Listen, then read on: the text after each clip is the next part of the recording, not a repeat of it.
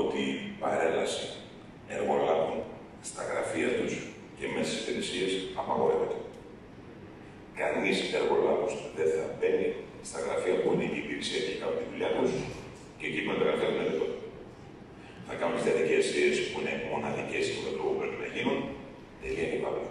Διαπραγματεύσεις, συζητήσεις στα γραφεία με τους εργολάβους, εκεί που είναι η υπηρεσία και αυτό έχουν τελειώσει.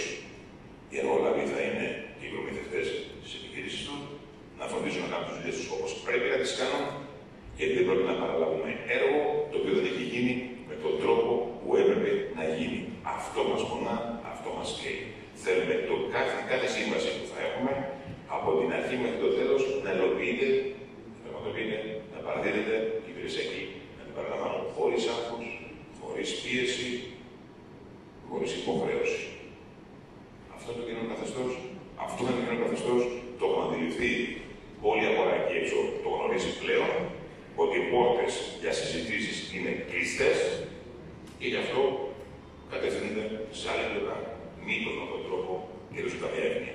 Δεν υπάρχει καμία εύνοια σε κανένα, δεν υπάρχουν δικοί μας και δικοί τους και δικοί μας, δεν υπάρχουν δεν υπάρχει τέτοια λεξιολόγηση σε εμάς. Εμείς αυτό που θέλουμε είναι άμεσα, όσο πιο γρήγορα γίνεται, να γίνει αυτό που πρέπει να γίνει για να είναι το νησί έτοιμο. Έχουμε καθυστερήσει, γνωρίζουμε τους λόγους, ξέρουμε πολύ καλά ποιες είναι οι αιτίες, προχωράμε την επόμενη μέρα.